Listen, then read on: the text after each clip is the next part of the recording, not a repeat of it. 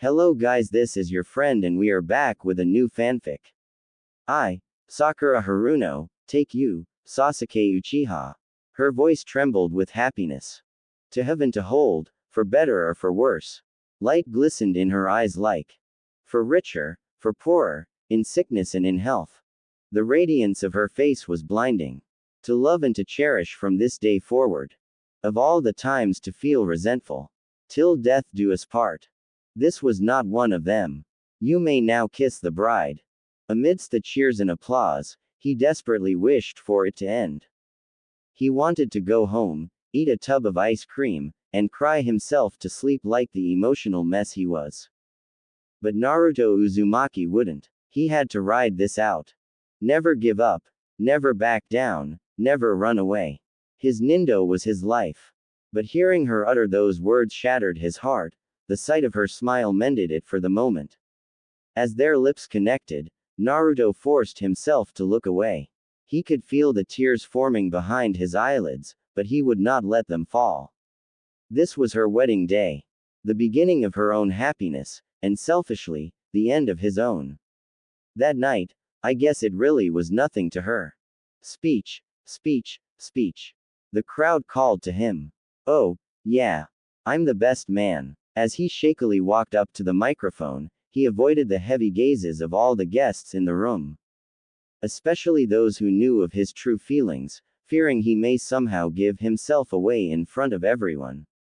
He was wearing a navy blue tuxedo that complemented his eyes, and his hair, now longer, caressed his eyebrows. He cleared his throat and began the speech. Reminiscing about their days as genin, he just about burst into tears as he thought of how strong Sakura's feelings for Sasuke were even then. He lingered on his memories of their closeness after Sasuke's betrayal, never wanting to leave them.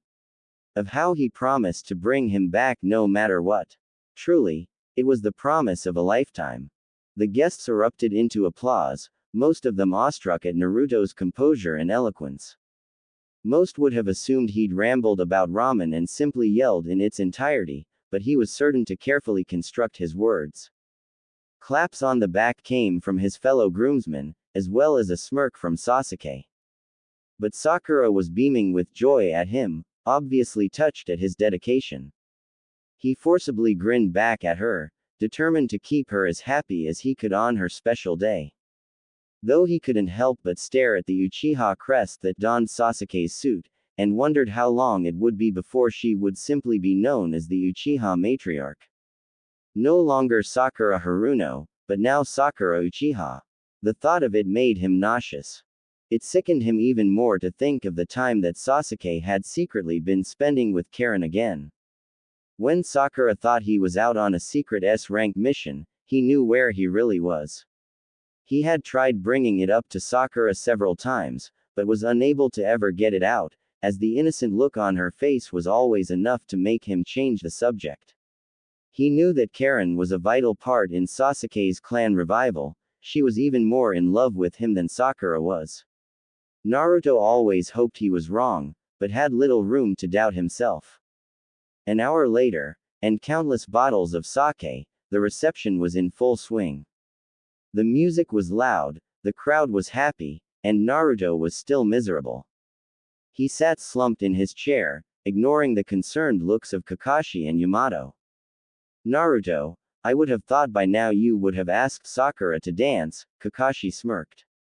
He sipped his glass, embracing the gentle buzz of alcohol, and frowned. I can't ask her to dance. If I do, I'll never let her go. He shrugged it off. Don't know where she is, he mumbled lamely. I'm right here, dummy. A familiar voice sounded from behind him, and he felt his heart skip a beat. He looked over his should, and sighed when he saw her. She's beautiful. Well, you gonna ask, or what? Sakura jeered, placing her hands on her hips. Her wedding dress was a shade of light pink, perfectly hugging and accenting every curve of her body. He suppressed the urge to groan, and forced himself to smile. All of his cynicism melted away when he saw her lips quirk upwards in happiness. May I have this dance, Sakura-chan? He asked. Watching her face glow with radiance, he allowed himself to smile genuinely, if only for a brief moment. He stood up and graciously grabbed her extended hand, and led her to near the closest corner of the room. She flung her arms around her neck, and he reluctantly let his hands fall to her hips. Her wonderful, shapely no. Naruto shook his roaming thoughts from his head. He knew that this would only hurt him in the end. She rested her head on his shoulder, and he nervously stiffened. Why of all times she chooses to be close to me, it's after she's married. Exclamation mark. Cammy hates me, I have no other explanation. She sighed in delight, I'm so happy. Thank you, Naruto, for everything. Her voice trailed off as she relaxed even more in his arms. He grimaced. Passing glances from every couple fell on them as they swayed. He caught the eye of Yamato who, understanding far too well, gave him a sad, knowing smile. Yeah, I'm happy too, he mumbled unconvincingly. He never was any good at lying to her. She sighed at the sound of his deception. It would break her heart to do this, on today of all days, but it had to be done. This is necessary, for the both of us. Naruto, I know how you still feel about me, she stated bluntly. His breath hitched in his throat, face hot with embarrassment, while he froze in his tracks. A ball of dread welled in the pit of his stomach, and he wanted desperately to run away. Oh no. But, I want us to spend some time apart. We shouldn't see each other anymore. I don't want to hurt you any more than I already have.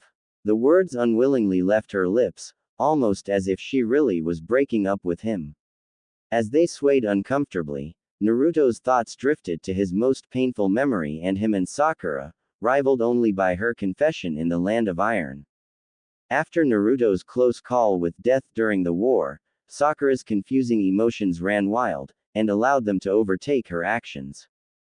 Feeling desperate, alone, and frightened for his life, she kissed him in the medical tent.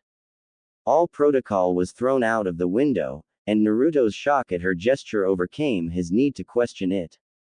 They shared their bodies with each other. Both despondent and inexperienced, it was a blur of clumsy, passionate, awkward, wistful.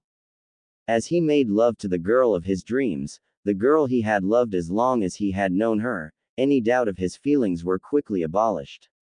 That was, until she screamed Sasuke's name instead. Quickly approaching that brief spasm of pleasure, Sakura uttered the Uchiha's name instead of his. It pierced his ears like a knife. The world stopped turning for this wild, abrupt moment. She had used him. After she had pretended he was Sasuke, their friendship was torn asunder. His heart was fractured in a way it had never been before. After the incident, the awkwardness between them was palpable. He vowed to never speak of it again, in a vain effort to salvage what remained of their tattered relationship, but it was never quite the same. They both knew it lingered in their minds whenever they saw each other. He coldly scoffed, too late for that, and dropped his hands to his side.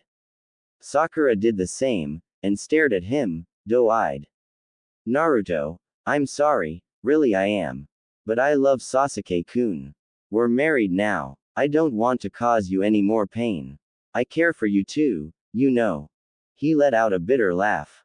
Jealousy gripped his heart like a vice, entrapping his heartache and molding it into something dark and ugly. For once in his selfless life, he felt like embracing the narcissism and making her see. This was a long time coming. Yeah, right. You've never cared about me, have you? I was just your tool to get Sasuke. Or, did you care about me when you begged me to bring him back to you? Or when you used my feelings against me in the Land of Iron to deal with him yourself? Or, how about when you practically leapt straight into his arms when I finally brought him? The palm that struck his cheek was to be expected. He didn't even flinch when she slapped him. Her eyes were filled with tears and her bottom lip quivered. How can you even say that? Of course I care. You're just jealous, she accused. Of course I am. I'm jealous, because for some fucking reason, I'm in love with you, and I'm jealous that you've married a guy who hasn't ever deserved you. He glared into her widening eyes. She'd always known he was in love with her, but hearing such a stern admission came as quite a shock. She quickly returned to her jaded expression. Naruto, stop being an idiot, she chided, hiding the begging in her tone. So that night, after the war, that meant nothing to you? He whispered, gripping her arm inquisitively. She turned her head away to avoid his gaze, flustered by the memory. Oh no, of course it didn't. You just used me once again, he growled, releasing her arm, but I still loved you. Even when you said his name, I still loved you. That was a one-time thing. Neither of us were thinking. It was a mistake. You know what's a mistake? You marrying Sasuke. He's only marrying you to have kids, you know. Bullshit, she curtly blurted, animosity rattling her delicate voice. He loves me. He doesn't love you, he just wants to revive his clan. He wants you so you can give birth to the next dozen of Uchiha brats, so they'll be strong and healthy and awaken their Sharingan early and create another mess for this village. He glared at her, reveling momentarily at the way she crumbled in front of him. The tears rolled down her cheeks with the force of a river. And look at me now, he sighed. I made you cry on your fucking wedding day. Another mistake of mine to add to the list. Ah, well, name one of the kids after me, nay. Goodbye, Sakura San. Replaying the conversation over again in his head, he turned his back to her and shuffled away. It was just as painful as it had been all those years ago. Sakura meandered through the door of her hotel room, grains of sand flaking from her skin and falling from her hair. The ruffles of her dress were bogged down by the water that dripped from the edges. Her milky skin was just a shade darker after having soaked up so much of the sun's glow. She had quite enjoyed her time on the beach, despite Sasuke's insistence of staying behind. They now had plenty of time to be together anyway. Sasuke-kun, she called, dusting herself off. Sasuke-ku, she felt the presence of someone behind her, and quickly spun to see that it was him, a suggestive glare and devilish grin on his face. Hello, Sakura. She could watch herself in his empty, black eyes, as he roughly placed his hands on her hips. His entire being was encompassed by an overwhelming sense of intimidation. Despite normally having such a lively and emphatic personality, she always seemed to melt in Sasuke's presence nevertheless. Slipping one of his arms behind her, he motioned her backward, guiding her with his prodding until she felt her head thud against the wall. Her face was flush, cheeks pinker than her hair, and found herself too flustered to speak. It was straight out of her wildest dreams, feeling the weight of his body against her as she backed herself further against the wall. She rested her arms against his chest and turned her head to avoid his gaze. Seizing the opportunity, he dove his face into the crane of her neck, causing her to giggle his name sweetly to herself, and relaxed into the wall behind her. As her eyes roamed the room, she spotted a photo sticking haphazardly out of her bag. The colors were faint and beginning to fade, but even without squinting she recognized it immediately. It was her photo of Team 7, she never went anywhere without it. She thought of Naruto again, and found it difficult to enjoy herself. I wish I could just talk to him, I can only imagine how he's feeling. She thought fondly of their time together, and desperately wished to have her friend back. But why would he say something like that? Something so vicious. It's not like him. Sasuke-shan scrawled further up her body. Could he? No, you're being paranoid. There's no way that her hysteria was beginning to get the best of her. I know it's not true. Naruto was the only one who knew this truth about her. In an effort to alleviate her doubts, she decided to bring it up to her husband. Sasuke-kun, she muttered, seizing up underneath him. Hold on. Is something wrong? And no, I wanted to tell you something before we, you know. What is it? Well, during the war, I worked non-stop in the medical tents. Yes, I know that. We used a couple of rather experimental drugs. That, combined with some risky jutsus and techniques, were necessary to save as many shinobi as we could. Why are you telling me this? Well, soon after, I was informed that long-term exposure to a number of these drugs could cause an array of side effects, and I'm infertile. I can't have children. You're what? Sasuke growled, forcefully stepping away from her. His hands instantly fell from her body, and his glare hardened. There was an intense, horrible, frightening look in his eye. Sakura was shocked by his reaction, and hastily stammered. Sasuke-kun, I know you want children, but I was waiting for the right time to. In the blink of an eye, she felt his hand brutally strike her. A large, red imprint stung the soft flesh of her cheek, and she reluctantly lifted her fingers to graze across the mark.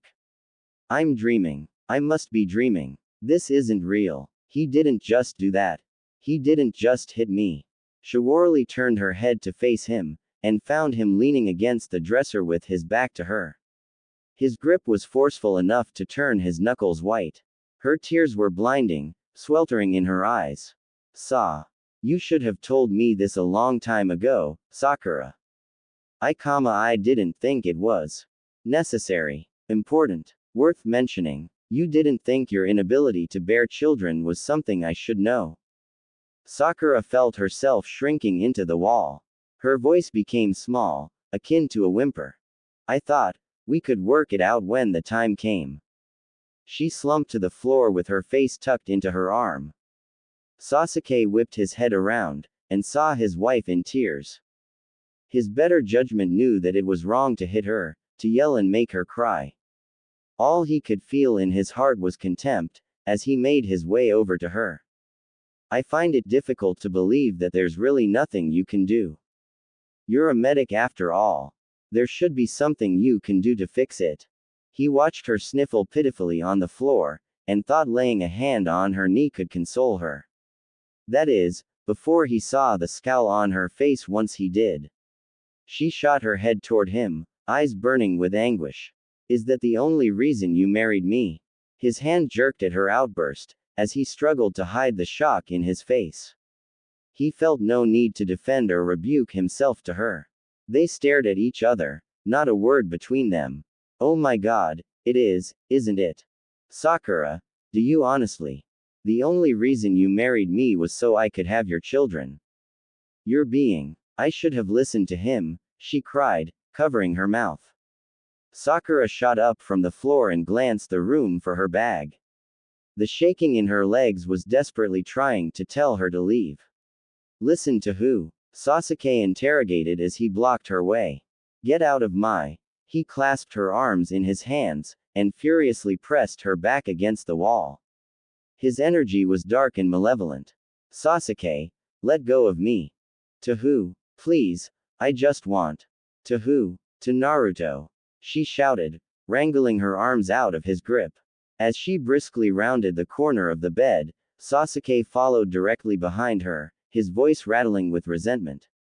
Naruto, you're going to listen to him. That fucking idiot. Without thinking, Sakura ground her teeth and wildly flung a fist to his chest. Don't you talk about him like that. Unfazed by her aggression, he slammed her into the corner, his veiny fingers coiled around her throat. That moron never has any idea what he's talking about. All he does is run his mouth, and if you believed him, you're even dumber than I thought. She became uncomfortably short of breath, and fought his grip in any way she could. You're not going anywhere. Not yet. In one fell swoop, her knee darted into his stomach with monstrous force. The air flew right out of his lungs, as he doubled over in agony. Struggling to catch his breath, Sakura nimbly stepped past him and collected her things in her arms, laying them frantically on the dresser to stuff them inside. She shook her head to keep from crying, focused solely on exiting as quickly as possible. There was no time to mourn the subtle end to her brief marriage. There was no time to mourn the loss of her dear companion's friendship. There was only time to leave. She grasped the knob of the door, but hesitated to open it. She looked over her shoulder, and glanced at Sasuke behind her. He was beginning to stand, air returning to him, still heaving. The very sight of him disgusted her. Never in a million years did she ever think that she could say that about him. Even though he had tried to kill her before, she had always assumed it was because he was in that dark place that leaving the village had put him in. She had hoped that she, alongside her teammates, were truly precious to him. After the events that transpired before her in mere minutes, she knew now that it wasn't that. His heart was made of darkness. It always would be. So what? He huffed. So what, if it's the only reason I married you? This is what you wanted. This is all you've ever wanted. You made that perfectly clear over the years. Easing the door open, she whispered, not knowing whether he would hear her, but still needing to say it nonetheless. I would rather die than bring one of your sons into this world. Finally allowing herself to cry, Sakura tearfully walked away from the boy she once loved. It was a sweltering summer evening. A swirl of orange and pink light painted the sky and casted a warm glow across all below it. The taste of salt carried through the air along with the calming breeze of the ocean.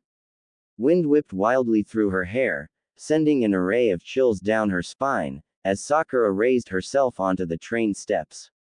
Her eyes were fresh with tears, swollen and puffy, keeping her head down as she sat down near the most isolated seat. She cozied up to the smooth wooden paneling, and rested her elbow against the base of the window. Light chatter carried through the car and it helped to drown out the relentless noise in her head. Couples, both old and young, lovingly held onto one another as they found their seats. She watched a young man, hand planted on her belly, guide his pregnant wife to their booth, and helped her ease onto the seat. As he sat, she wrapped her arms around his shoulder, nestling into his side. Another elderly couple walked past her with hands intertwined in each other. They only served to remind Sakura that her marriage had lasted all of 3 days. It seemed such a distant memory to her now, her brief fight with Sasuke, despite it having happened only a little more than 2 hours ago. How am I going to go home and tell everyone it's over? Just like that, Dad's going to have a heart attack. I don't even want to think of what Mom'll say. I was with him a whole year. I can't believe I never knew. I feel so stupid. She wished for someone to hug and console her, reassuring her that she wasn't an idiot, that it wasn't her fault, that she would be okay. Exactly what Naruto had meant when she had last spoken to him was made adamantly clear, and she felt the same gnawing ache in her heart that she had before. In her hand she freely held the folded photo of her old team. The edges were crinkled, and the color was washed with a faint orange tint.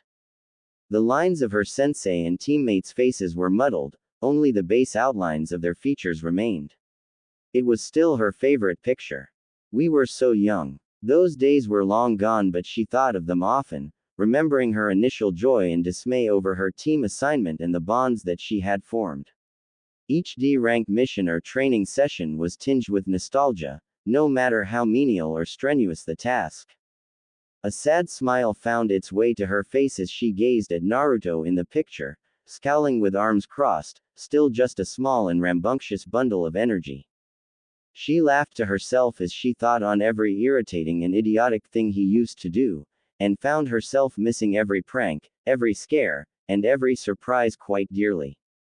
She remembered sitting in the stands during his Chunin exam fights, cheering loudly, while sitting on the edge of her seat. Even when he appeared down for the count, Naruto ceased to give up. Watching the way he carried on through such difficult circumstances with such confidence and vigor had always exhilarated her. In the 2 years between when he left and returned from training with Jiraiya, he had changed so much. He had become even stronger than he was before, with a new flurry of tricks and techniques up his sleeve, all the while still rattling on about becoming Hokage. He was a force to be reckoned with, surely, but he never lost the tenderness he had for her. Together they were two moving pieces acting as one, and he was always there to encourage her when she needed him to. The nights they spent backpacking from mission to mission, spending entire evenings just looking at the stars and whispering through the dark, sent a whole new wave of sorrow down her back. The look on his face when he would gush about how proud he was of her. The way he never backed down from his promise, even if it meant putting his own life at stake, just to make her as happy as he could. She felt like crying, but was completely out of tears. As the light from outside disappeared and the boxcar lamps lit up, Sakura thought of that horrible night after the war. Madara ripped Kurama from Naruto without so much as batting an eye. When Gaara finally brought Naruto to her, he was already teetering on the brink between life and death, while she used all of her focus and energy to bring him back.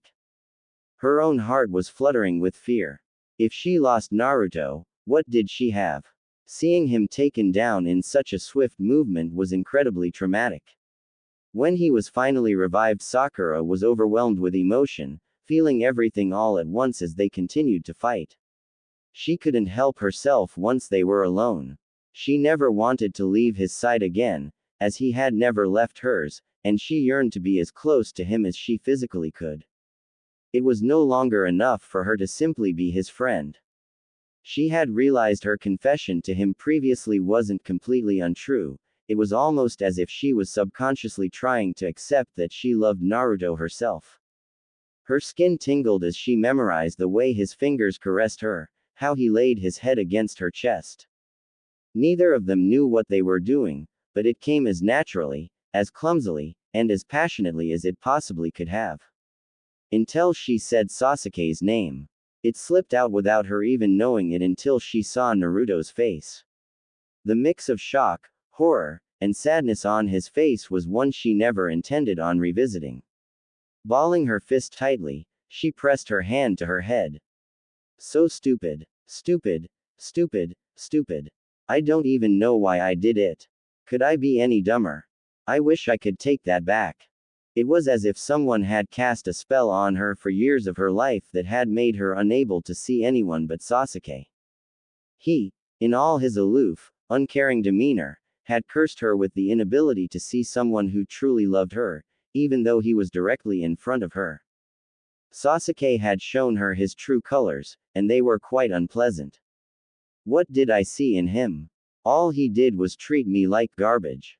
She stared ahead in the train, counting down the few hours before she would be home. Her eyes fell toward the loving couples holding hands and sitting against each other. She thought of all that Naruto had done for her over the years, and all he had sacrificed to make her as content as he could, and how willing she was to discard all that he felt the moment Sasuke returned. You know what you have to do now, don't you? She stared at the picture once more. I have to get Naruto back. He stumbled drowsily through his apartment door, the toes of his shoes scraping against the concrete. Still inebriated from copious amounts of alcohol he had ingested not an hour prior, the objects in his living room began to blur together. Differentiating between the walls in the dark was hopeless, and he warily stuck his hands slightly in front of himself to get a feel for the layout of his own home.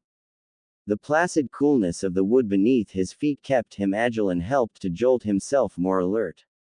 Geez, I feel like I'm going to puke. There's no way I can make it to my room. Sickness set in with every footstep, stomach churning in pain, and he decided on settling for his couch instead. It was only a couple more steps to the side as he relaxed into the soft, airy cushions. Sakura-chan, Sakura-chan, Sakura-chan, he mumbled her name in the dark to himself over and over again. It rolled off his tongue as it had millions of times before, and still found himself unable to drop the suffix from her name. Sakura-chan, Sakura-chan, he couldn't get the image of her in her dress out of his mind.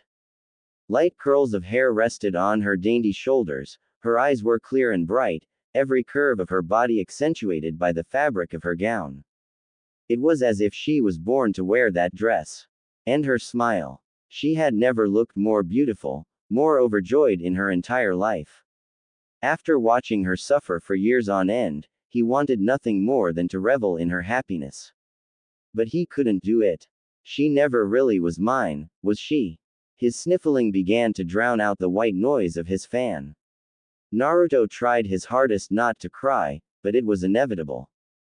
The tears burst from his eyes with irreparable force, white-hot with anguish, and he lazily lifted his wrist to wipe them away. While he sat crying in his empty apartment, the happy newlyweds were departing on their honeymoon. He knew what soon would take place. Sasuke was eager to consummate the marriage and impregnate her, and he knew Sakura was zealous and trusting enough to believe it was because he loved her.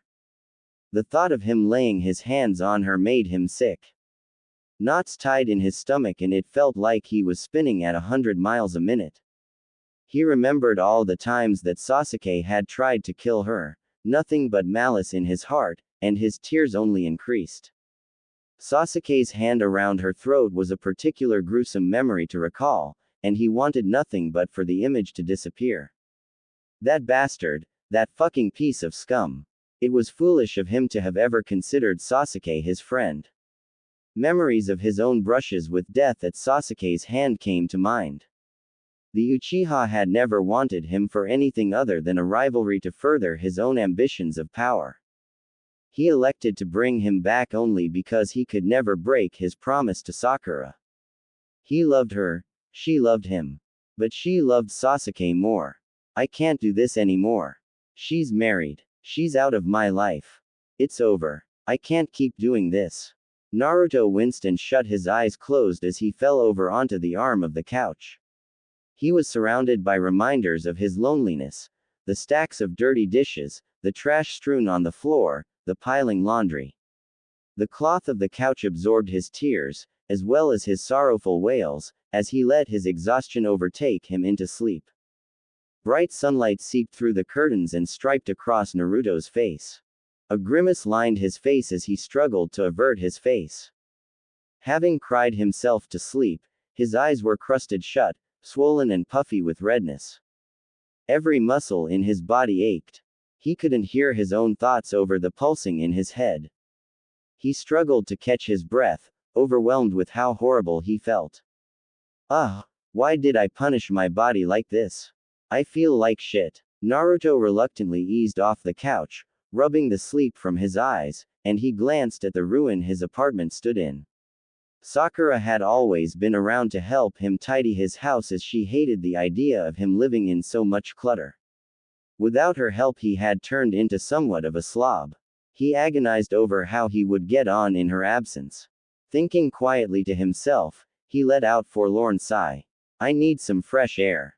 The sun was high in the sky during the afternoon, beaming brightly on the village. Citizens went about their usual business happily. Naruto no longer bumbled through everyone laughing loudly. He kept to the side of the path and lowered his head. He would have preferred to see, or be seen, by anyone he knew. The only thing he focused on were his feet. Watching them go back and forth, like a routine machine. Each click of his heel on the ground anticipated. Although it was brief and unsubstantial, this bit of stability calmed him. The force of his shoulder colliding against a stranger jolted him out of it. Sorry. It's okay. Wait, Naruto. He looked up to see none other than Ino Yamanaka gleaming at him. Oh, hey Ino. Geez, Naruto, you look terrible. Naruto scoffed sarcastically. Thanks, Ino. That's exactly what I wanted to hear from you. Oh, you know what I meant. She gave him a sympathetic squeeze on the arm. You must have went home and beat yourself up pretty bad then, huh? Naruto stayed silent, avoiding her imposing glance. I noticed how hurt you looked during the wedding. Especially during that toast. That couldn't have been easy for you.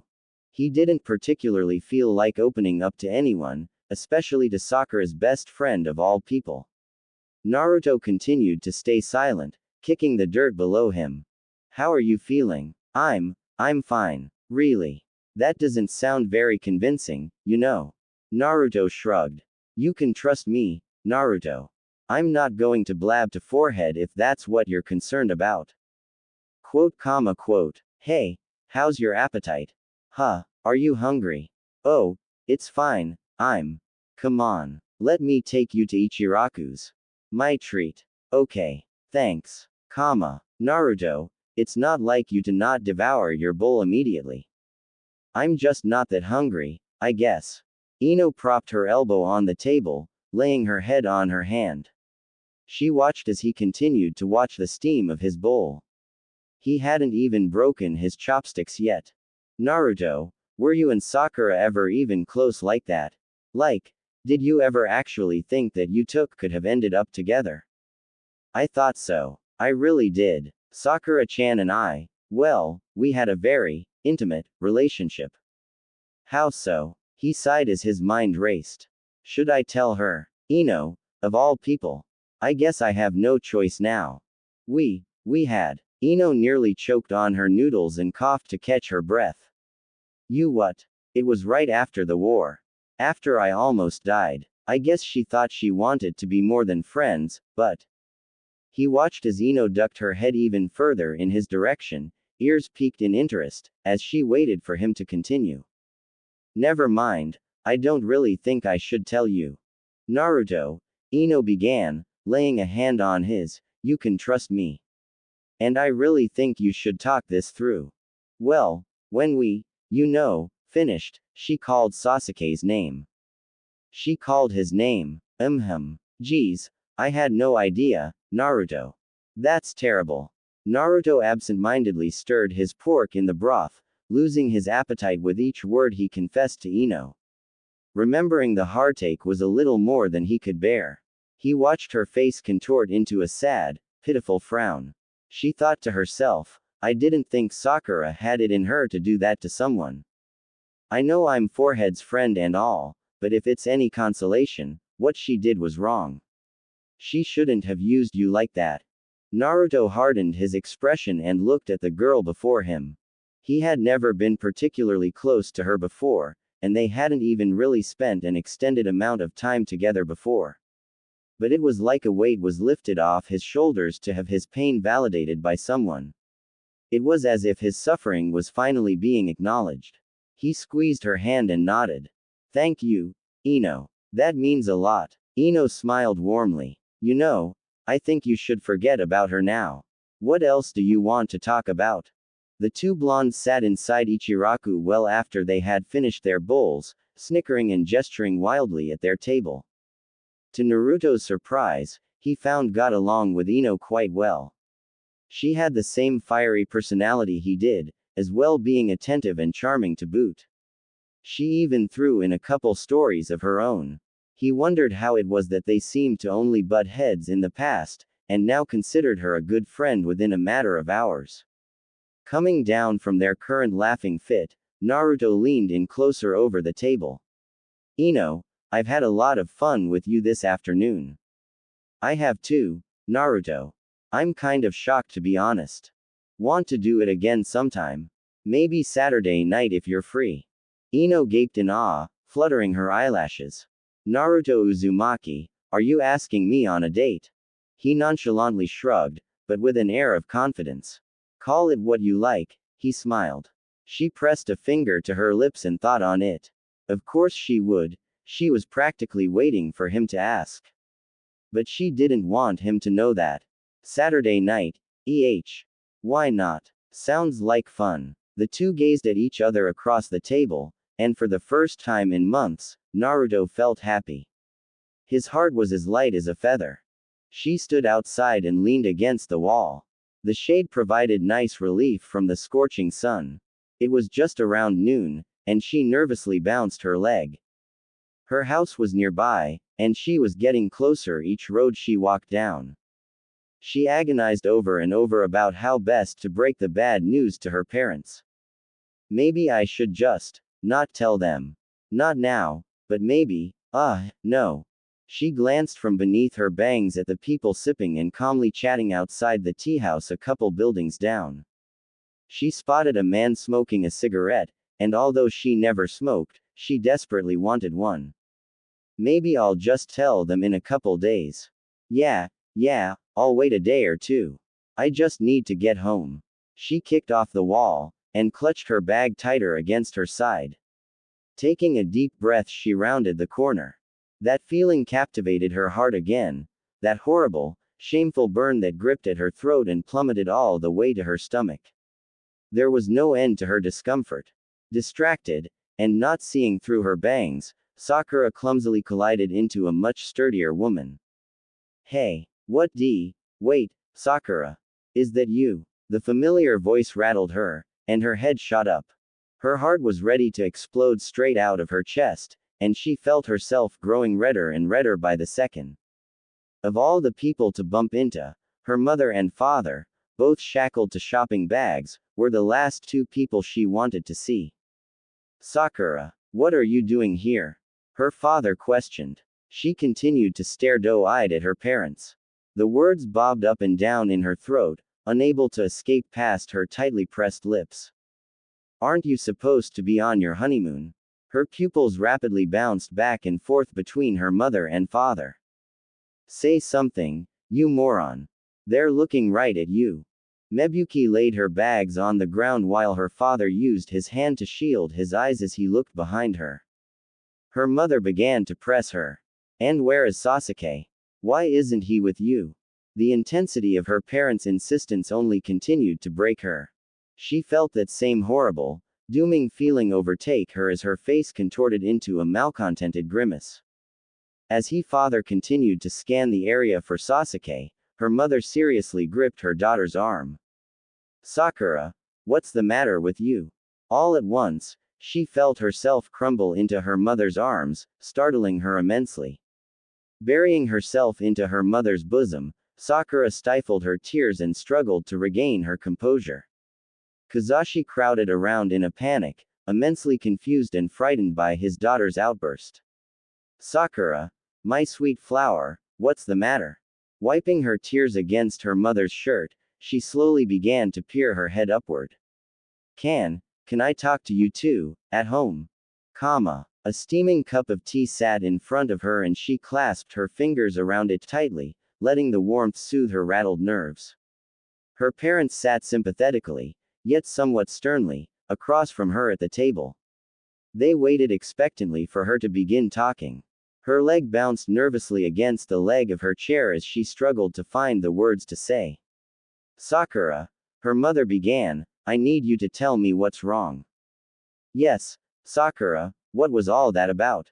We want to help you, honey. You know your mother and I love you so much. No matter what. Yes, no matter what. You can. Sakura slammed her hand against the table in annoyance.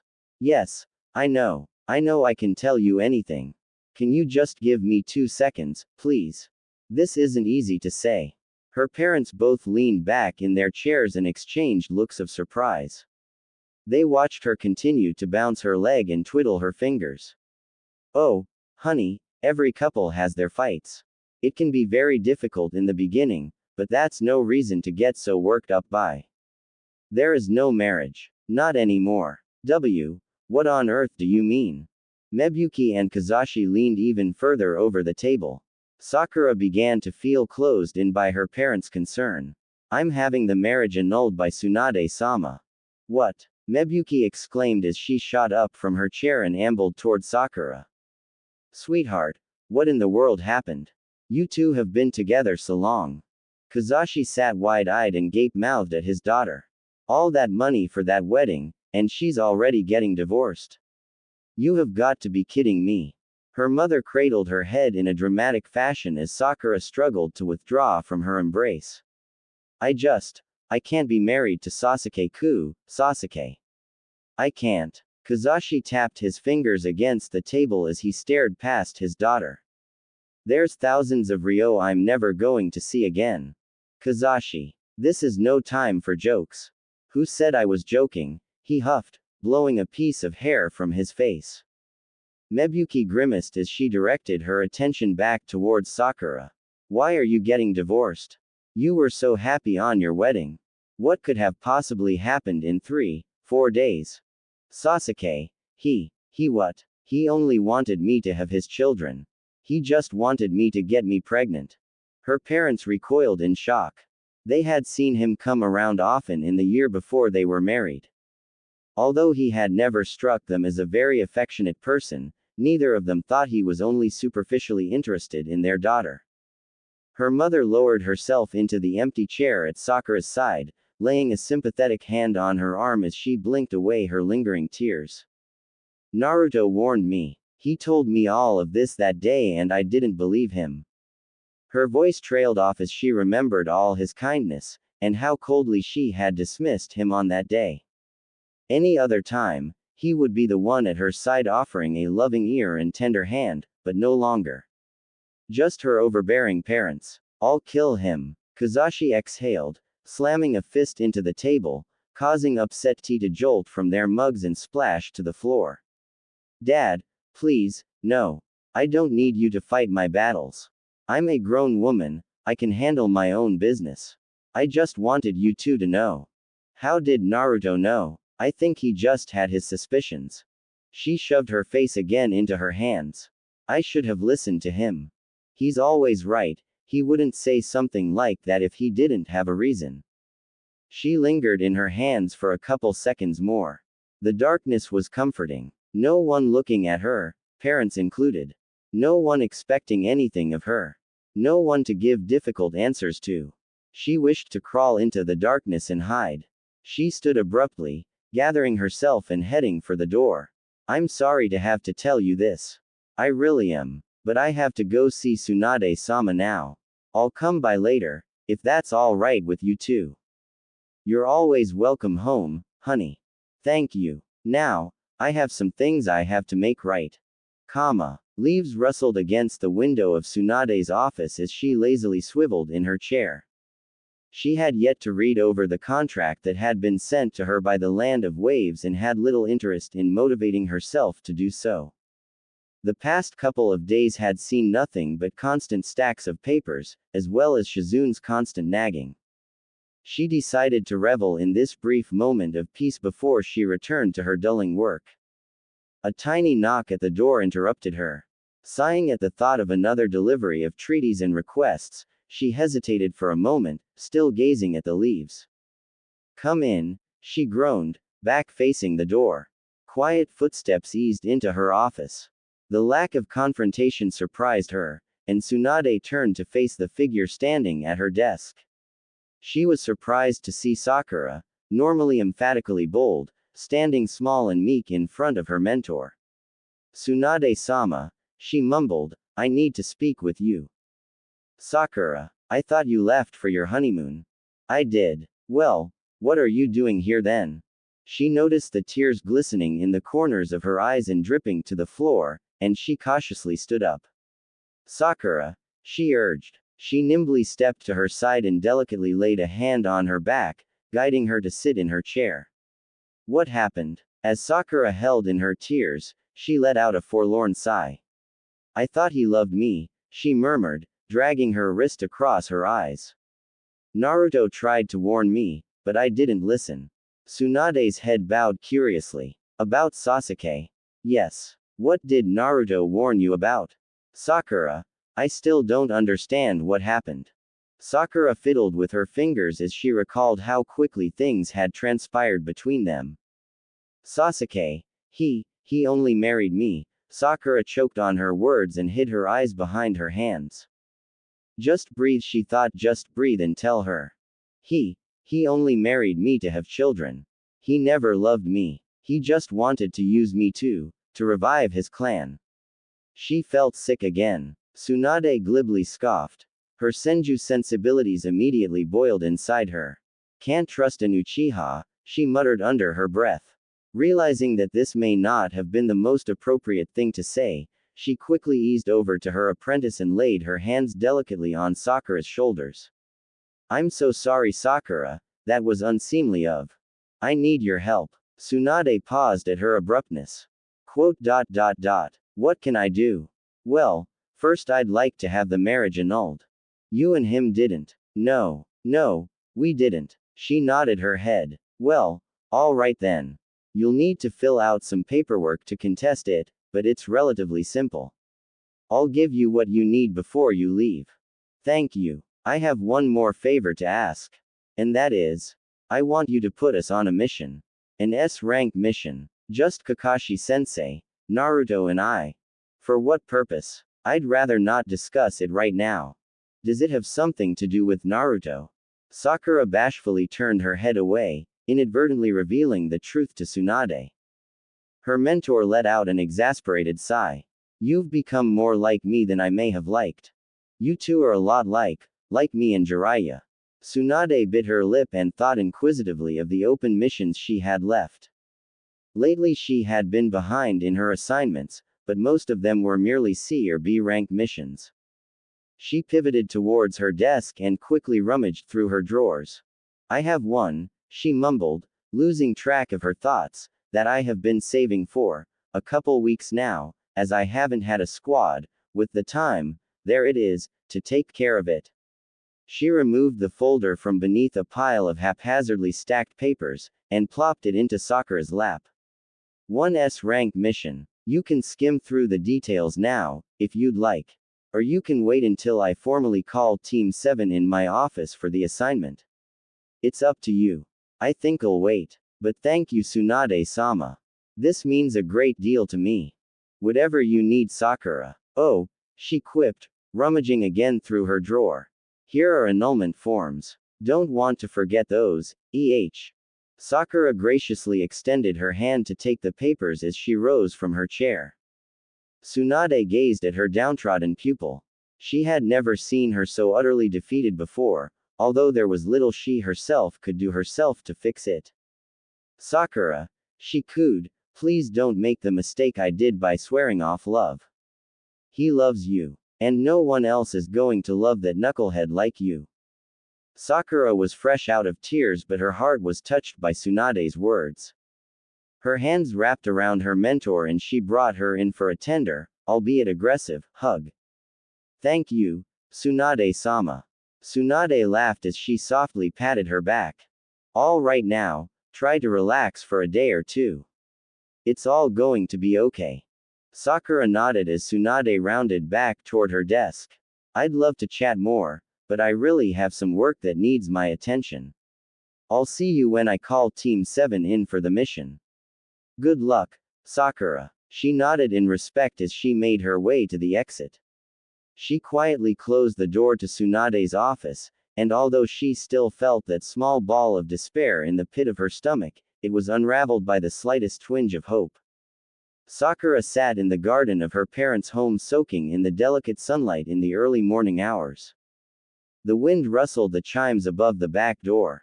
She had traded in her usual street clothes for nothing more than a loose camisole and a pair of old, faded shorts. The cool wind grazed her skin as she reclined further in her chair. All night she had been up filling through the many and various forms needed to finalize her marriage annulment as she listened to her parents argue back and forth for what seemed like hours about whose fault it was for allowing her to go through with the marriage. It had been tedious and slightly painful, even more so with her mother continually popping into the kitchen and peering over her shoulder, but it was finally done.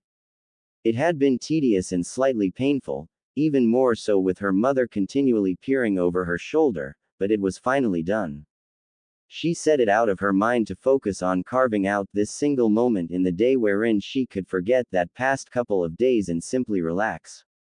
It was working well for some time before her thoughts ran wild again.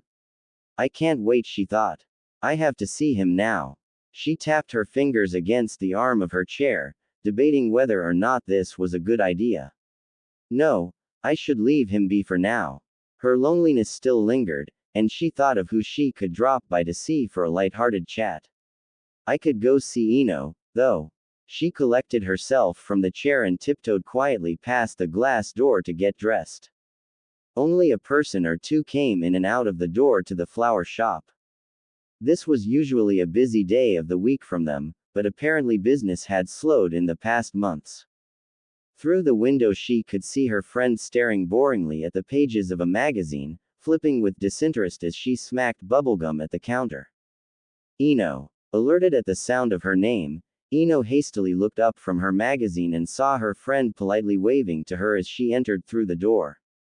Sakura. She straightened her back, lazily lifting up from the edge of the counter, and stared inquisitively at Sakura as she happily bumbled past the many displays of flowers to greet her at the counter. Sakura's smile began to dim as Ino continued to look at her with a curious irritation. What? Sakura questioned.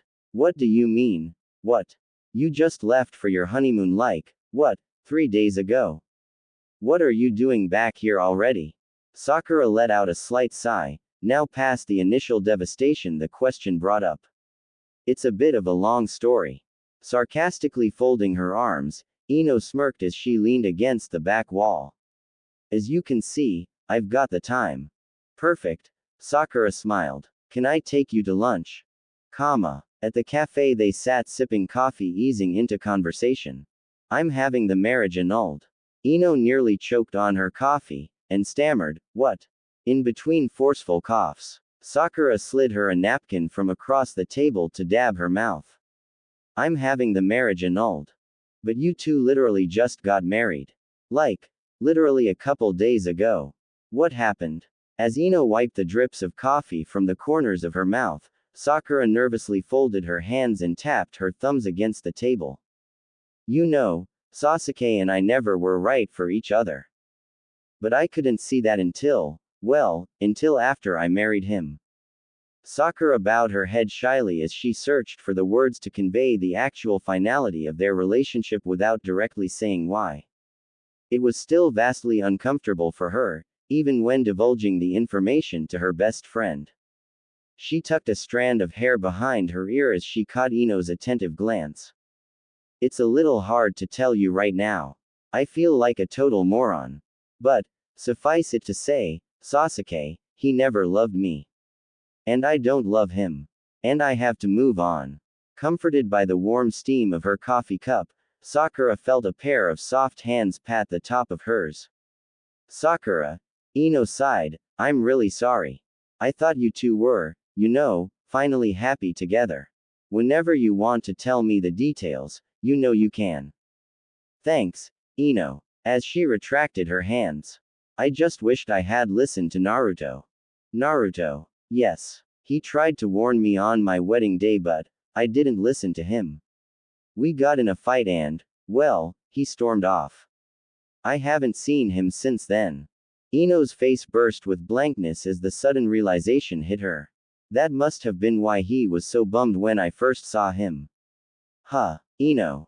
Are you all right? Why, yeah, fine, why? Oh, nothing, it's just you made kind of a strange face when I told you about Naruto. Oh, did I? Never mind that, what were you saying? Sakura leaned in closer over the table, cupping her coffee cup in her hands as her voice perked with excitement. I wanted to tell you.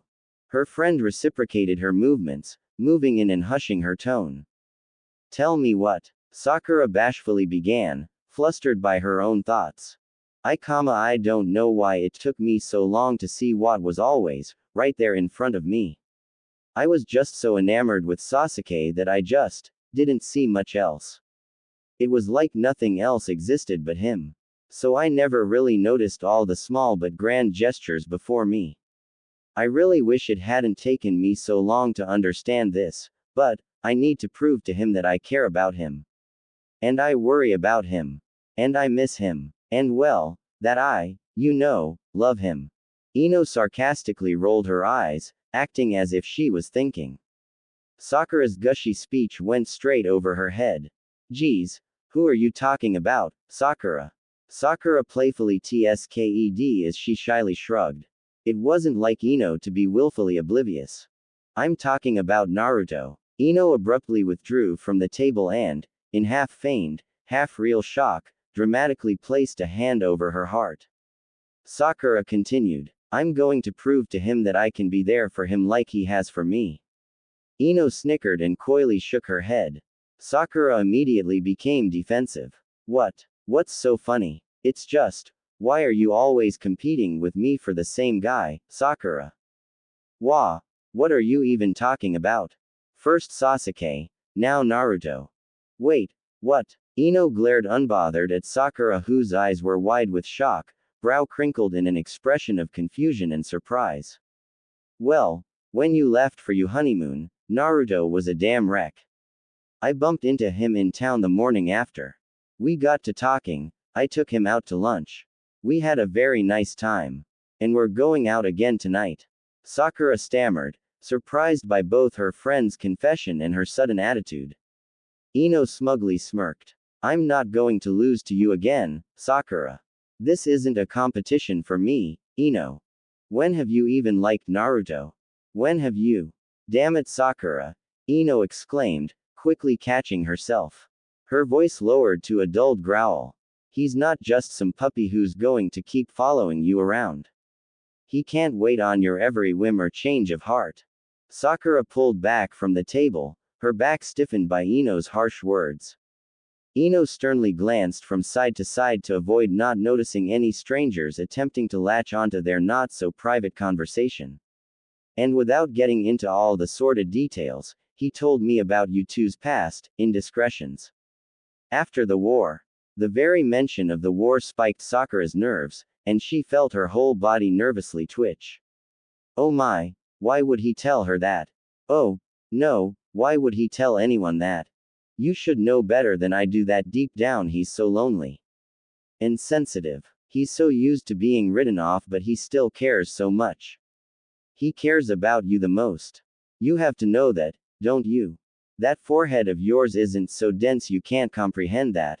Sakura felt her cheeks flush with embarrassment. She lightly held her fingers to her forehead and parted strands of hair over her face. It had been so long since she'd seen Ino's temper flare up, she had forgotten how truly unruly she could become. Days of their rivalry as Genin flashed raced through her mind. Ino only rolled her eyes. He's not a ragdoll you can keep tossing around and prodding and poking when you feel like it. It's tearing him apart. The emphasis on her last sentence felt like a knife to her throat. Sakura swallowed hard and stared uneasily at her friend. Ino, look, if you really care about him, you'll leave him be. You'll let him move on. You'll give him his space. He deserves his own happiness, you know. For a brief moment the two women sat at the table, unnervingly still. Neither looked at the other as they sat reflectively. It was as if they were each in their own world. A million thoughts raced through Sakura's head as she processed the mouthful her friend had given. Breaking their awkward silence, Ino dug in her pocket for space change and laid it flatly on the table.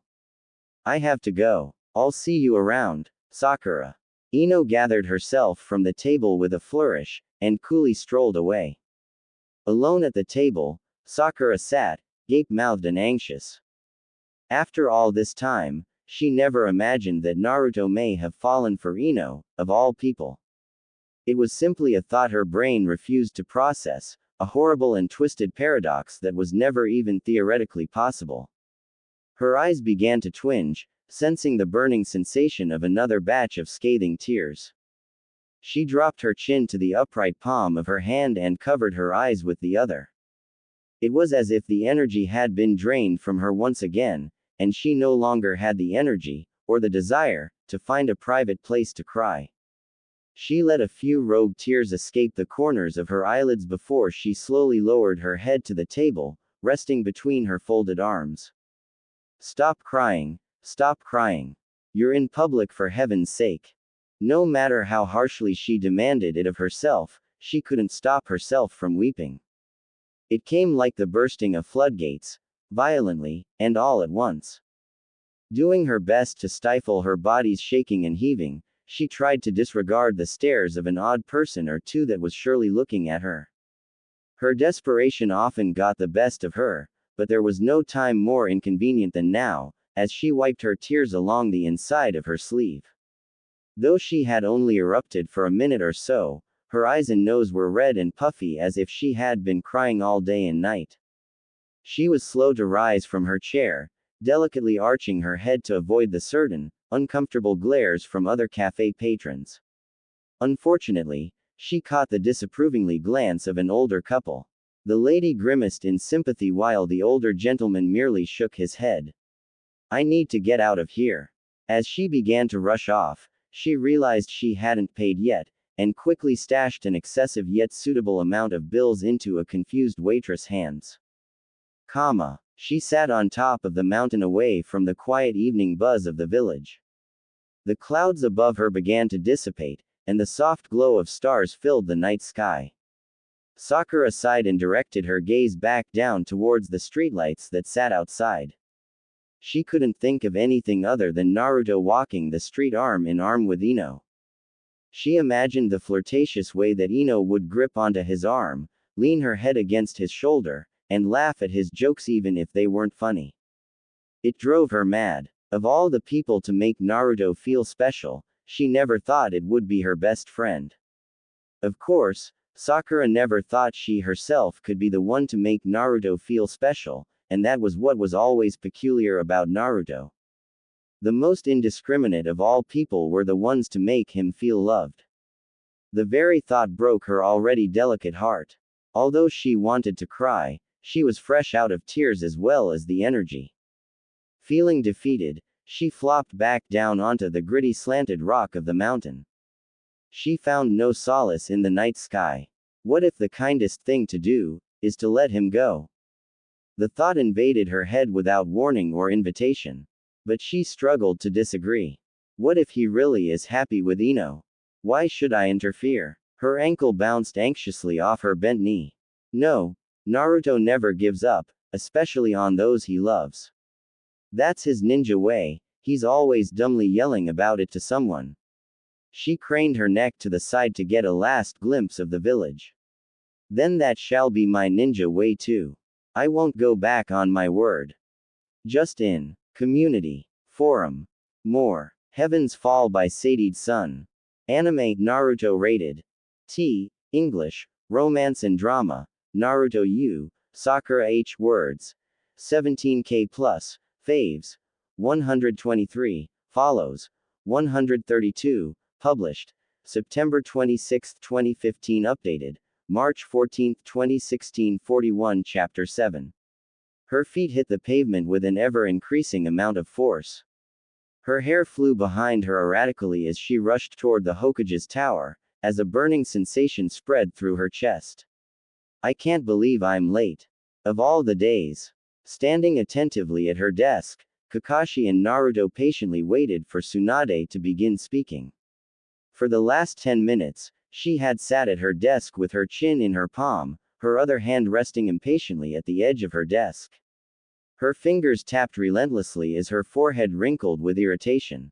Tsunade-sama? Naruto questioned, inching his feet toward her. Quickly her fingers shot up in the air and quickly silenced him. He drew back and retained his place next to his sensei. Preceded by a loud crash in the hallway as well as an apologetic cry of, sorry. Sakura rushed through the door, doubled over, breathing heavily as she waved a hand to Tsunade. Tease, Tsunade-sama, I'm so sorry I'm late. Both Naruto and Kakashi turned around, surprised first and foremost to see Sakura at all, her hands on her knees as she gasped for air. Tsunade merely grumbled at her desk. This is already off to a rocky start, she thought. If I'd known this was a ploy to get Naruto back, she'll be fine. She uses her head. At least, most of the time. It's all right, Sakura. Just come forward. Naruto, in both shock and dismay, unfolded his arms. What's she doing here? Though she had expected some resistance from Naruto, his words hurt nonetheless. I called in Team 7, didn't I? But then where's Sasuke? Never mind that. Scowling beneath his breath, Naruto folded his arms with a huff. I can't do this mission if she's coming along. I thought it was just going to be Kakashi-sensei and I. A ball of dread knotted in Sakura's stomach, and she nervously looked to the floor. Not knowing what else to do, she held her hands in front of her and kept quiet. Tsunade, sarcastic and stoic, emphatically splayed her hands on her desk. And why not? Is she not your teammate, Naruto? She may as well not be. Like it or not, she is your comrade, your partner, and you will. Naruto angrily turned on his heel and made his way for the door.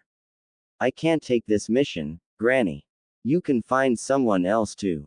Tsunade shot up from her desk with a flare and slammed her palms on the desk. Look, you little brat. Get your back here. Being a ninja doesn't mean you can pick and choose what mission you take. Every mission is essential to the safety and protection of our village, and when I assign you a mission, you will do it, do you understand me? Naruto stopped with his back to her, but felt her raised voice creep up his back.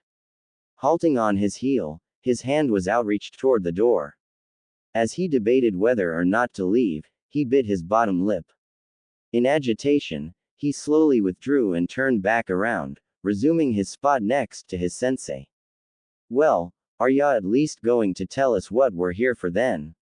Or are ya going to keep us waiting another 20 minutes?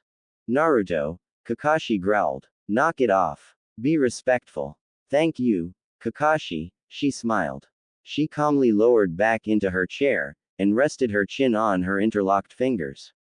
She caustically sneered at Naruto before she began. I've noticed a heightened spike in Orochimaru's activities as of late. It's certainly been dwindling in the past months, but there has been an increase in Eastern Odo Nin popping up. From what I've had gathered, it is much more inconspicuous than his other lairs, considering it is mostly underground. So Naruto blurted out to interrupt her. Why are you only sending us? Wouldn't make more sense to. Tsunade held up her hand to stop him, letting out a deep sigh of frustration. Normally I would send multiple reinforcements, but this particular base is relatively small. My hunch is that this is mostly a base for experimentation, and less for recruitment and training of other rogue ninjas. Still, it's become quite the thorn in my side. I'd like it eradicated as quickly and expeditiously as possible. Kakashi nodded in understanding and looked to his students. He was surprised to see Sakura back so soon given she was supposed to still be on her honeymoon, and he was still unclear between the falling out between Naruto and Sakura. It was as if his team had collapsed in a matter of days. But Sakura diligently stared at her mentor, perhaps processing the seriousness of their mission. She hadn't looked at Naruto the entire time she had been there. Naruto continued to berate Tsunade with useless questions that served no purpose other than to annoy her. Kakashi held out his arm in front of Naruto to stop him. We can handle it, he muttered. Good. Now get to it, comma. The three of them were only about an hour outside of the village, and the sun rose directly overhead. In the midst of a humid summer, cicadas cried in the trees and hid behind the rustling leaves. Small gusts of wind occasionally blew against their backs as they continued to walk. Sakura had made her way to Naruto's side, although she was extremely conscientious of how close she stood. Every couple of minutes, Naruto would stare at her out of the corners of his eyes. Occasionally she would briefly glance back, causing both of them to look the other way. She was only gone a couple of days. What in the world is she doing back already? Normally their mission travels were filled with a plethora of laughs and playful shoves and conversation. But today he had no interest in talking. Making sure to continue staring straight ahead, Kakashi quipped with concern. I'd like to remind the both of you that teamwork is essential to any mission. But this one specifically will end disastrously without it. It had little effect. They continued to walk without much talk between them, until Naruto turned toward Kakashi. Did I tell you how my date with Ino went? Naruto, don't. He happily clapped his hands together preparing to ramble on. It was great. We went to her favorite restaurant, I can't remember the name of it, but we just spent most of the night talking anyway. Naruto, Kakashi cautiously muttered. Afterward we went for a walk around the village, it was nice and quiet. She's so funny, she has a million different stories. And she's so nice and considerate, you know. Naruto, this really isn't. Naruto swiftly turned his head to face Sakura's side. She peered up for only a moment to see a strange smile on his face. Sakura uncomfortably rubbed her arm. It was useless to try and tune out his voice. He looked into her eyes for only a moment before he sadistically began again. And her apartment is so clean and pretty, and her bedroom is just. Sakura shook her head and ducked from his glance. Please, stop talking. Satisfied with his handiwork, Naruto cruelly pulled back. Whatever you say, Sakura. Kakashi attempted to defuse the situation. Let's all just stop talking for a while. As nightfall set in, the three of them laid down their bags under a canopy of trees to set up camp. They sat around the campfire, as Naruto poked at it with a loose branch. Sakura, Kakashi murmured. I hope you don't mind my asking, but isn't it a little soon for you to already be back? Yeah, Naruto chimed, why aren't you with your beloved Sasuke? Kakashi first glared at Naruto before looking back to her. Well, Sakura trailed off. Sasuke and I are, well, we're no longer together. Both Kakashi and Naruto looked at her baffled. What are you talking about? Sakura fiddled with the end of her dress, not wanting to look at either of them. Through everything, these were the two of them who knew just how deeply her feelings for Sasuke ran, and she wasn't keen on telling them how suddenly it all had ended. I'm having Tsunade-sama annul the marriage. What happened? She pulled her legs up close against her chest and rested her chin on her knees. Her eyes remained fixated on the flickering flames in front of her, and she let out a deep sigh. Sasuke didn't care about me, the only thing he cares about is his clan. Naruto let out an involuntary scoff, and smiled as he shook his head. Can't say I didn't warn you. She lifted her head from her knees and glared at Naruto. It had all become too much for her. It was so unlike him to revel in the pain of others, to behave so harsh and callous, especially towards her. She felt her blood boil inside her and a pained yelp flew from her lips. It's not funny, Naruto. What do you even know about it anyway? I think that I know Sasuke better than you do. I knew this is exactly what he wanted. Oh, shut up, Naruto. What did you ever even see in him, anyway? She bolted upright, nearly tripping over a log as she struggled to withhold the urge to scream. Naruto, you don't understand. You've never taken the time to understand. Then explain it to me. Sakura desperately pressed her balled-up hands to her temples as she struggled to calmly articulate herself. It was my forehead. Naruto scrunched up his face in confusion. He held back the innate urge to laugh. Your forehead? Yes, you idiot. My big, dumb, ugly forehead. Recoiling at the sight of her anger, he allowed her a moment to calm down to speak.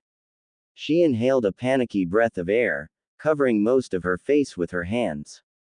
I always liked him because he was cool, he was cute.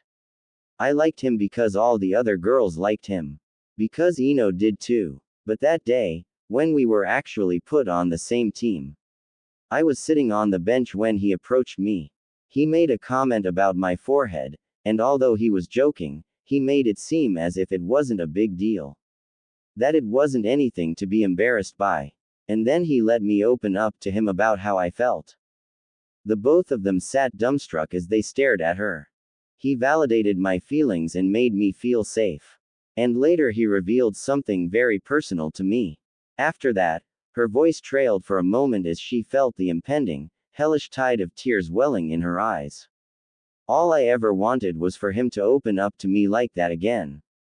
Halting all their movement, Naruto and Kakashi exchanged brief glances of confusion before looking back at her. Her eyes darted back and forth between the two of them, each concerned about what to say next, only exacerbating her anger. Her face flushed with blood, she emphatically gestured as she muttered, well. Under her breath, Naruto let out an incredulous scoff. Sakura, you don't know. Know what? She barked. She towered in front of them on the verge of breaking down. Naruto cautiously chose his words, feeling guilty for how he had treated her earlier. His voice was rife with concern. That never was Sasuke. Sakura irritatingly processed his words, running them through her head in an attempt to decipher its possible meaning. The memory played over in her head a million times. Of course it was. She bemoaned, of course it was. She stared back at him as a feeling of despair welled up in her chest. She wasn't used to being this unsure of herself for so long. Though previously hardened and stiff, Naruto softened his expression. Sakura, that was me. I was playing a prank on Sasuke. Her heart dropped in her chest, and her breath ran short. That same dreadful knot from before twisted and tied her stomach. Her hands lowered to her side, she felt herself becoming smaller and smaller by the second, no longer a ferocious, impassioned beast. She felt as tiny as a grain of sand. But if that wasn't him, then I was the one who said that to you. It was as if her world had imploded in on itself like a dying star. Her feelings for Sasuke were so concrete, so real, it seemed almost impossible that they weren't for him. She had never known that it wasn't really him, as they had never spoken about it after. Every day after that her feelings for him grew stronger, stemming from those few brief moments they shared on the bench. All along her love had been misplaced. Quietly, Sakura resumed her spot on the log opposite of them. Her eyes were hauntingly obsessed with the fire, the crackling of the wood and ashes that danced inside the acrid plumes of smoke. Breath after breath became shorter and shorter as she hugged her knees back to her chest. I think it's time to get some rest, Kakashi suggested. With his eyes glued to her, Naruto stood from the log. He couldn't decipher her feelings from her stoic expression. It was as if she was someone he couldn't recognize. He looked down to his feet before turning to retreat beneath the trees to an empty tent. Kakashi stood silent for only another minute. Sakura, he inquired. She momentarily looked up to her sensei, but only for a second. She continued to direct her attention to the fire. In his heart, he knew there was nothing he could do. Understanding full well the intensity of her feelings, he spoke in a hushed tone before walking away. I'll leave you be. The next morning they awoke to find her, eyes red and dry, staring blankly at the ashes of the fire. Time to wake up, Naruto. The sound of a hand flagrantly hitting the side of the tent stirred Naruto awake, causing him to recoil at the blinding light that leaked through the open flaps. He watched as his sensei lingered outside, and though he desperately wished to dive back into his sleeping bag and slip back into his sleep, he lazily rose to sit up as he searched for his clothes. He was fixated by the way the sparse bits of light reflected off the dust particles in the air, watching them carefully descend around him. Sometime today would be nice, he heard Kakashi mutter under his breath. Rolling his eyes, Naruto exhaled deeply as he slipped his shirt over his head. The night before he had been too tired to even change and merely needed to strap into his shoes. Taking one final breath before his long day began, he finally hopped to his feet and poked his head out. Good morning, Kakashi-sensei. Good morning. You wouldn't have happened to see Sakura, would you? I stopped by her tent first and she wasn't there. Although the mere sound of her name still stung, he hid his discomfort and coolly detached himself from the question. No, he glibly said, I haven't. Well, come with me then. Let's check by the campfire first. The two of them bounded through a particularly large thicket of trees back toward the campfire, and found Sakura deathly still. She was in the same position she was last night, her knees pressed tightly against her chest, her chin resting in between them, with her arms locking them in place. Though there were only blackened ashes surrounded by a circle of stones, her eyes were stuck watching in the same place where the flames had flickered in the air the night before. Every muscle was tight and still, almost as if she had been carved out of marble. It wasn't even apparent if she was breathing. The two of them quietly stood, not wanting, and not knowing, just what to do next. Kakashi stepped forward over a log into her field of vision. Sakura, have you slept? I'm fine. But you can't possibly. I'm fine, she muttered, tilting her head just enough to make eye contact. She flashed him a quick, inflated smile, but behind her eyes was nothing. Let's just get going.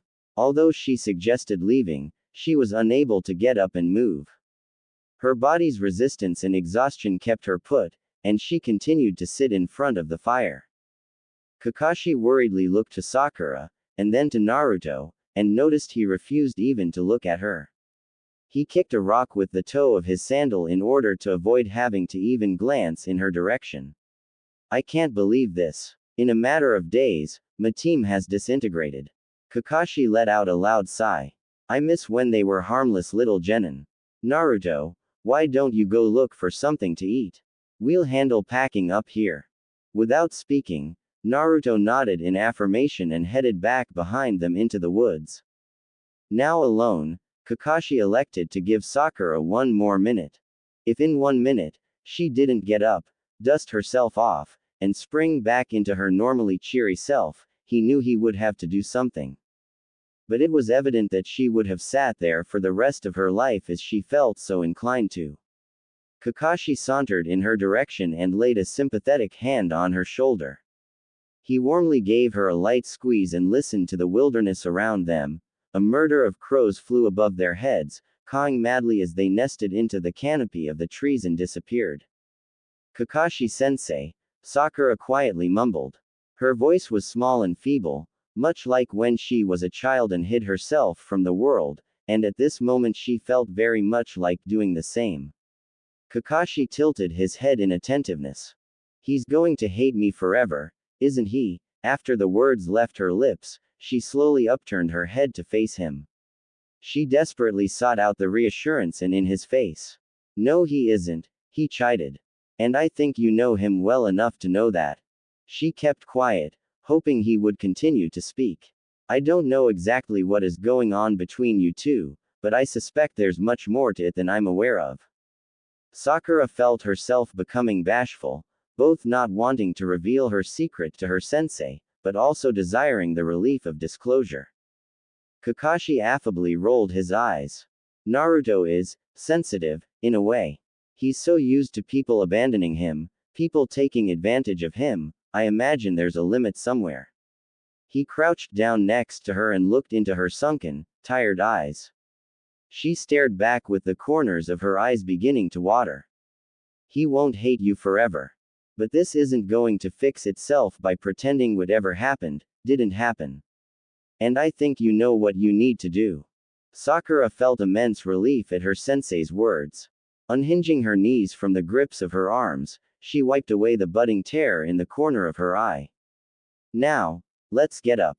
Time to pack. The three of them continued to trek through the humid depths of their forest, each of their sense hypersensitive to the bumps and creaks from every angle.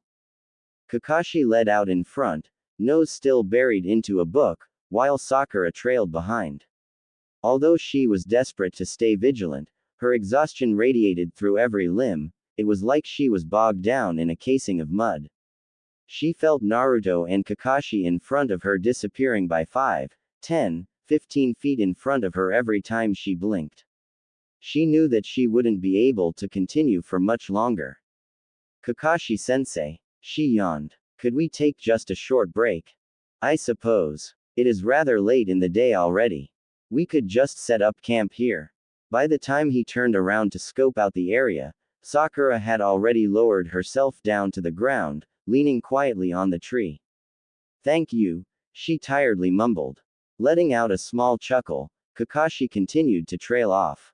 Well, while she's sleeping, I'm going to go for a walk. You stay here with her. Naruto stood defiantly before his sensei. Why should I have to stay?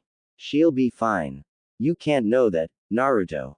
What if something were to happen to her? You don't want that on your conscience, do you? But, with his back turned, Kakashi nonchalantly waved as he strolled away.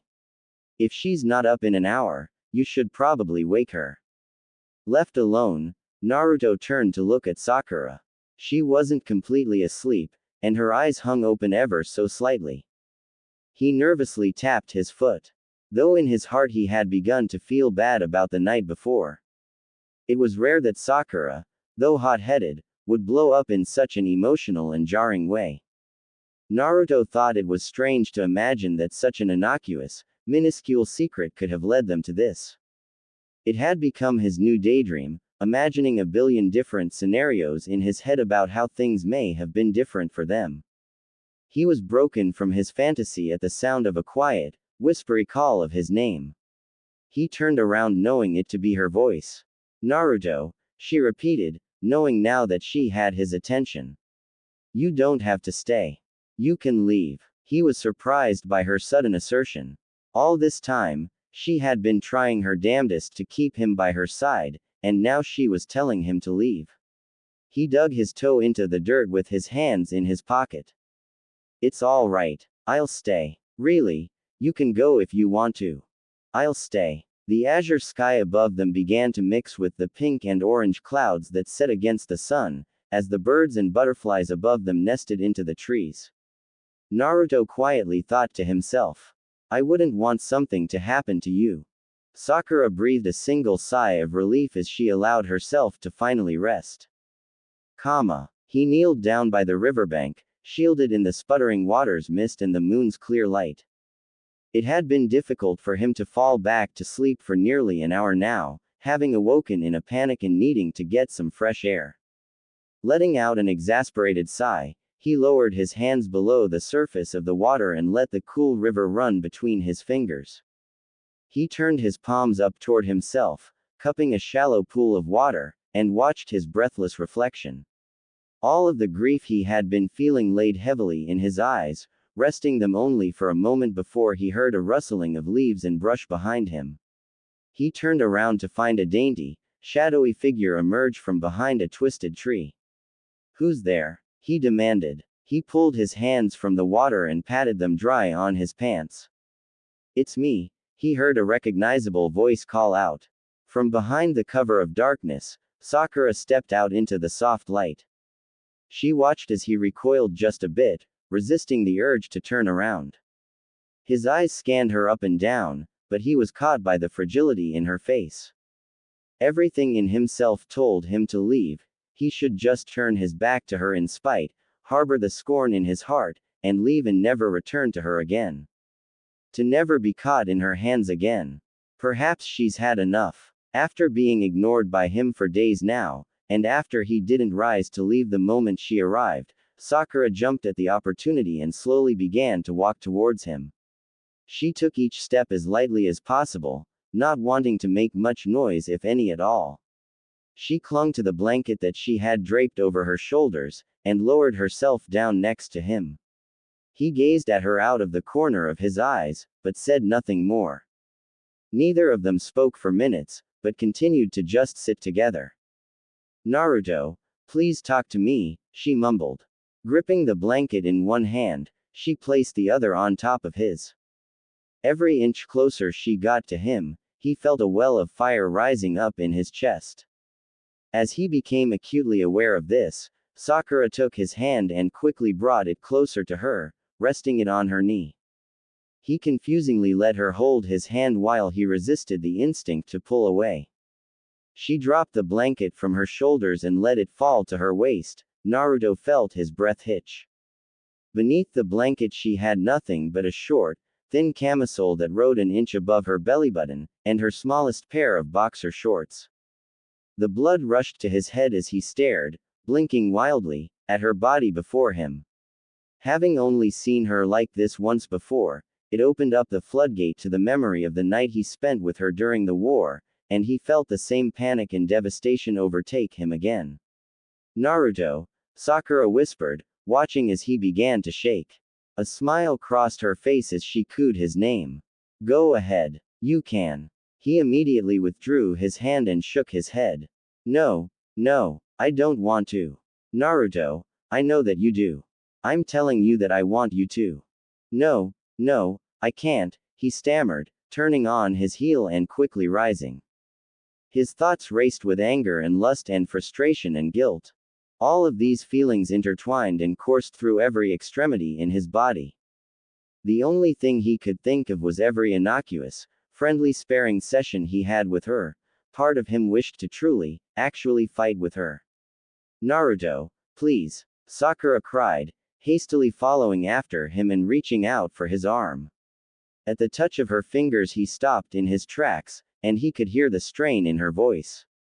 Naruto, please, she pleaded quietly, what do I have to do for you to forgive me? He remembered the way she looked in her wedding dress, her eyes glinting with both light and tears, happier than he had ever seen her, even as she married both his best friend and his worst enemy. He had made it happen. It was all because of his stupid, horrible promise. In his mind he relived that night. She had walked in so calmly, sensuous and serene, but immediately melted once she slumped into his arms. Her were warm and sweet like her tears, her hands gently caressing his wounded head. Her legs straddled over him. his hands wandering up her back. Sakura, Naruto hissed with his back toward her. Did you ever stop to think that maybe I don't want you anymore? He could hear the sound of her quietly draw in her breath. Over his shoulder he glared at her, and silently relished in the damage his words had done. In her hand she clenched the blanket tighter and cowered away from Naruto, listlessly releasing her grip on his jacket and letting it drop by her side. She was feeling the same panic as she had the night before. She wished to run away, to pretend she hadn't made this ugly mistake, and simply move on with his passive aggression. But she couldn't. Sakura was desperate to make him understand, and desperate for his forgiveness. And if not his love, then at the very least his friendship. The thought of losing either of these things transformed her quietly hitched breathing into pained, anxious pants, tears following suit. You don't understand, Sakura, do you? Her eyes were soft and dull with tears, and in the midst of her grief, he felt a genuine sense of remorse bleed through into his voice. That night after the war wasn't just something to do for me. Sakura's throat closed up, suspending a horrible, aching tension. The mere mention of that night made her stomach turn. In an instant she felt nothing but shame. I thought that you loved me, Sakura. She simply stared at his back. It reminded her of all the years before, the way she stood behind him and let him take the lead, all the confidence she had in him to protect the both of them. The only person he depended on to protect him was Sakura. And she had let him down. She slowly approached him, moving carefully and thoughtfully. In her hand she softly cupped his cheek. Though everything in his heart told him not to look into her tender, doleful eyes, he did anyway. Sakura calmly spoke. I'm sorry, Naruto. Those 3 words deafened all the other sounds around them. He had been waiting so long to hear them, not even knowing that he needed to. They came out smooth and soft like silk, never hard or bitter. Breaking their painstaking eye contact, her fingers grazed his cheek while her hand slipped away, and she gently turned back towards the trees, her delicate figure slinking away back through the dark. Naruto stood alone again, even more confused than before. On a particularly warm day, the sun would soon begin to set. Just above the canopy the sky was awash in a deep swirl of blue and orange. For 2 days, Naruto and Sakura walked on opposite sides of Kakashi. They hadn't spoken about the other night by the river, and conversation was sparse and intermittent. Kakashi sardonically muttered under his breath for the past 50 miles or so, hoping either one of them would eventually mend the tension, yet it was as if he was talking to himself. Far off in the distance, he could begin to make out the thicket of eerie trees that would no doubt be concealing another one of Orochimaru's hideouts. That must be it beyond that clearing, Sakura muttered. It had been so long since she had spoken Kakashi had forgotten her observancy. We should slip into the trees and see if we can find an area that's unguarded for an ambush. At least one of them is having ideas, Kakashi thought. He approvingly raised his eyebrows and turned to Naruto, waiting for him to inevitably provide his input. Without looking in either of their directions, he nodded his head. That sounds like a good idea. All right then. The 3 of them crouched without noise beneath the branches and leaves, peering into the distance as they examined the hideout. A cave carved in the likeness of a snake, moss crawled between its distinct scales, evident of the incredible weathering the rock had withstood. Water stains overlapped each other on its snout. Chips and cracks over varying sizes ripped through its surface. It certainly looks the part of a villain's lair, now doesn't it? Kakashi mocked. Naruto laughingly scoffed under his breath, and he eagerly curled his fingers around the branch in front of him. It made no difference whether they went for a silent ambush or crashing in, he was ready to pounce either way. Given the time of day, and the nature of their base, an ambush may be hard to execute, Sakura explained. We may need to just sneak in as far as we can, and deal with the aftermath once we're inside. Naruto and Kakashi glanced her way, slightly taken aback by her suggestion. Sakura had always been the one to thoroughly weigh their options, look for the stealth route, not wanting to blunder and brawl her way through something. She was strategic. Careful. She smiled weakly. You know, she mumbled, gesturing with her hands. Destroy them from the inside out. While he contemplated her proposal, Kakashi was overcome with a sickly prickle crawling up his back. It was somehow both faint and strong.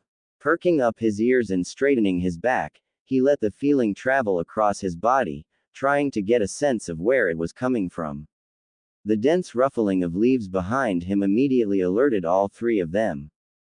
As quickly as Kakashi had turned around, a deftly swift kunai split the bark of the tree, slicing Sakura's cheek ever so slightly. She wasn't even aware of the sensation of being injured until her eyes focused. Her breath escaped her as she touched her fingertips to the wound, silently fixated over her own warm blood out of the corner of her eye. I didn't even hear it.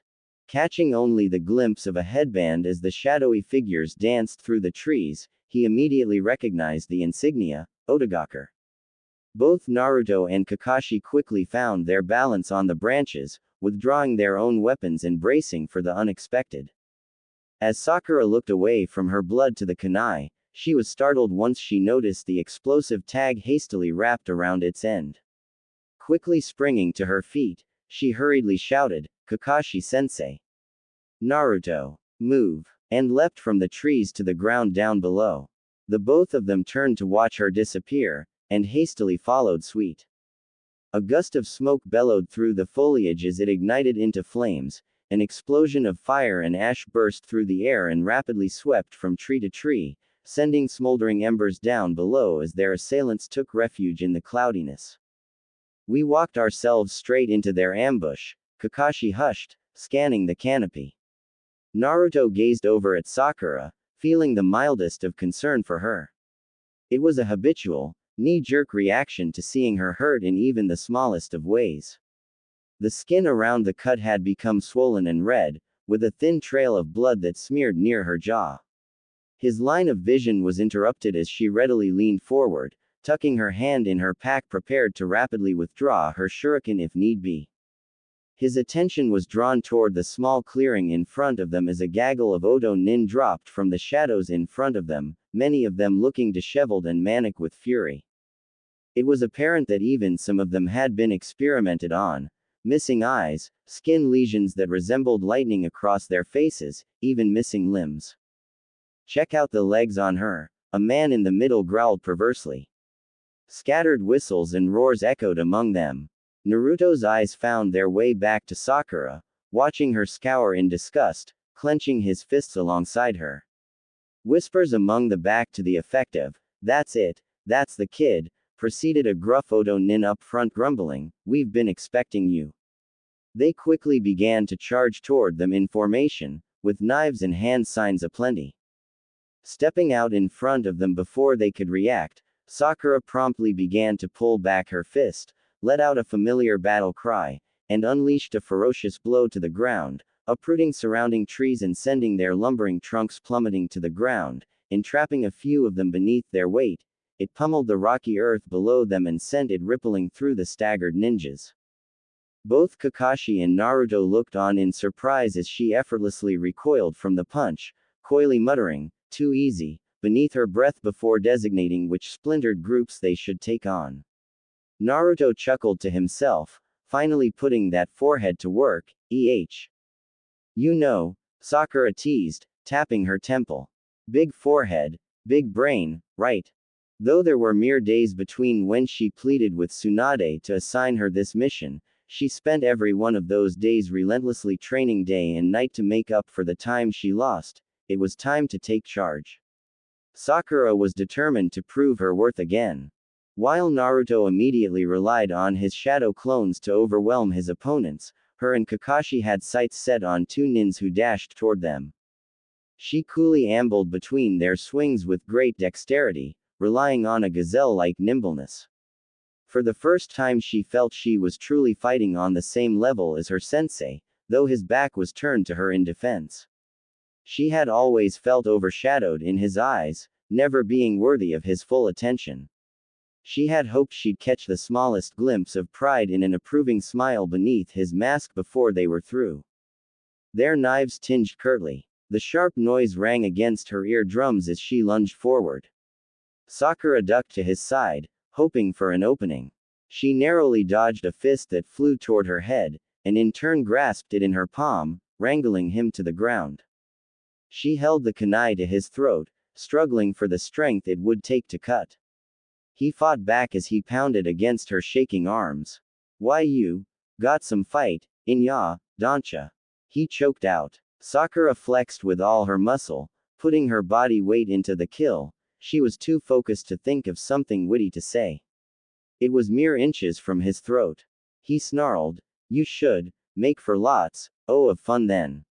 She winced in contempt. Sakura, look out. Immediately glancing over her shoulder, she watched the other ninja rush toward her as Kakashi struggled to regain his footing, turning quick on his heel. He had let his guard down for only a moment. With all his might he rammed his elbow into her ribs. She barreled over the one on the ground, sliding through the dirt and coming to a stop a full 2 yards away. Though her brain told her to immediately rise, her body needed a moment to recuperate from having the wind knocked out of her. Out of the corner of his eye, Naruto saw her limp body in the dirt. Preoccupied with his own fight, he was unable to act on his instincts to immediately rush to her aid. She'll get up in a second, he thought. She's fine. When the moment was opportune, Naruto stole glances to her position, watching helplessly as she took a painstakingly long time to rise. Kakashi was impeded by the burly Oto Nin who had since risen from the ground, and putting up quite the fight. As she was struggling to get up, Sakura heard the deafening sound of slow-moving footsteps, and felt the lanky shadow of the man standing over her. She could hear Naruto crying out her name in alarm. The ninja's hand was on the back of her neck. You'll do just nicely. He pulled her to her feet, almost tearing the collar. She could hear the slight rasp of fabric ripping. Sakura shook in a breathy panic. He taunted her, whispering, this'll only hurt a little. The prospect of death caused a surge of adrenaline to pulse through her. With all her weight, she ducked down into a crouch, clasped her hands firmly on his forearm, and pulled forward with every ounce of strength. The man was launched onto his back a few feet in front of her. She aligned her stance and put her fists up. Sakura watched the man leap to his feet. I can't get trapped again. No matter how quick she was, there never seemed to be a moment to strike. She was stuck in a perpetual loop of blocking his blows, feeling her arms and shins beginning to bruise at his ever-increasing speed and strength. Baring her teeth in defiance, she struggled to tap into her chakra reserves, her breath becoming more shallow and forceful with every moment. I can't even make a hand sign. What is wrong with me? She thought, strenuously blinking away the heaviness in her eyelids. A wicked grin curled across the Oto Nin's gruesome face, and he snickered deeply. Soon, lethargy rattled through her limbs like the slow drip of honey, soft and gooey. The pit of her stomach furled into a tense ball as the rest of her became as supple as water. He hadn't been getting faster, she was slowing down. But how? She wondered. The laceration on her cheek stung anew. And no, it was poisoned. It was too late to try to heal herself or extract it. The delayed effect of the poison gave it all the time it needed to run its course through her, sapping her not only of her chakra, but her consciousness.